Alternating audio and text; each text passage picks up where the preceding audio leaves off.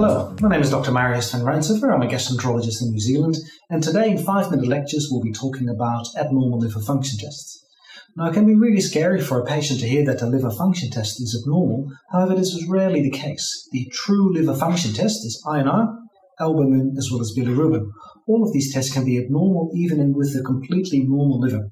For instance, INR can be elevated with warfarin, bilirubin can be up with benign conditions such as Gilbert's disease or hemolysis, and albumin can be low due to a number of intercurrent illnesses or proteinuria, for instance.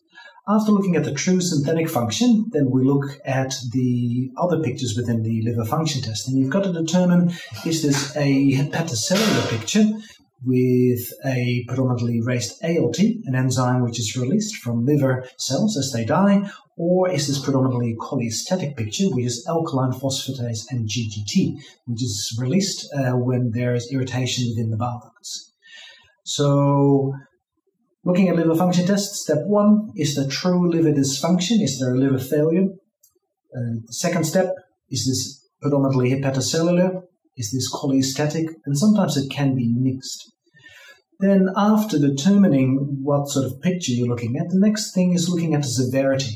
If it's mild, it's only up to 1 to 2.5 times the upper limit of normal. Moderate is up to 5 times the upper limit of normal. Severe is up to 20 times. Life-threatening can be even higher than this. Now, predominantly hepatocellular dysfunction includes alcohol, viruses, hepatitis A, B, or C, fatty liver disease, or drugs or toxins. And it's very important to take a very good drug history. Particularly antibiotics can cause liver dysfunction. Sometimes statins as well. However, statins are quite often very safe even in people with liver cirrhosis, and we use this for reducing the incidence of liver cancer as well as portal hypertension. Autoimmune hepatitis usually causes an ALT of 2 to 600 to be elevated.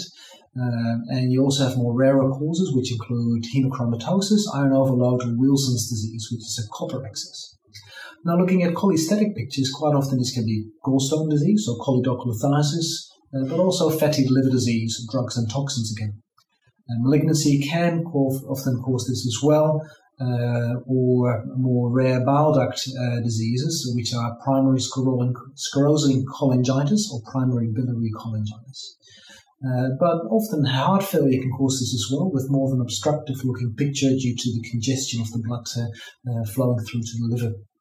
Now, looking at isolated hyperbilirubinemia, this can be due to a benign condition called Gilbert's disease, where the body can't conjugate the bilirubin to then excrete it, or hemolysis of more rarely intra-abdominal bleeding.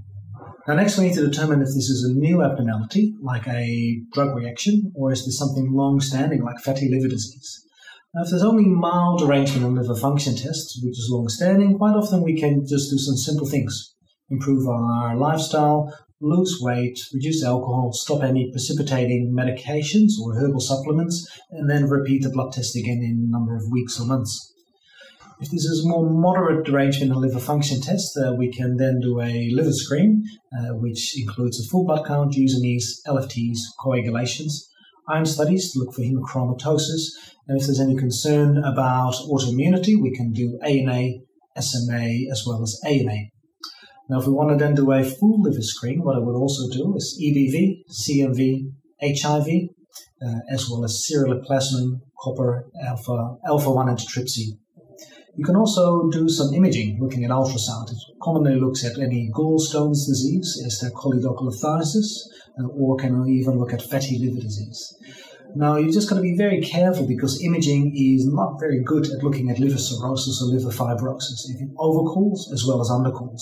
In an audit that we've done in the past, we found that looking at mild nodularity reported on ultrasound only had a 30% accuracy for looking at liver fibrosis or cirrhosis.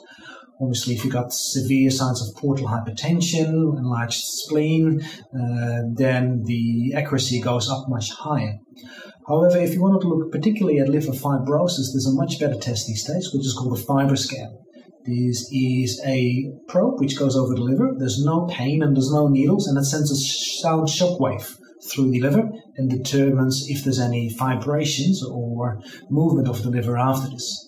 If the liver is nice and healthy, there will be a lot of fibrations, like a plate of jelly, whereas if the liver is solid hard, there will be no movement. We can do these tests in most public hospital clinics, and if you've got any concern, please refer the patient in and we can do a FibroScan or assess their liver function tests. Now, this was only a very brief overview, so if there's any questions or concerns or any clinical concerns you've got about your patients, please give me a ring or send me an email.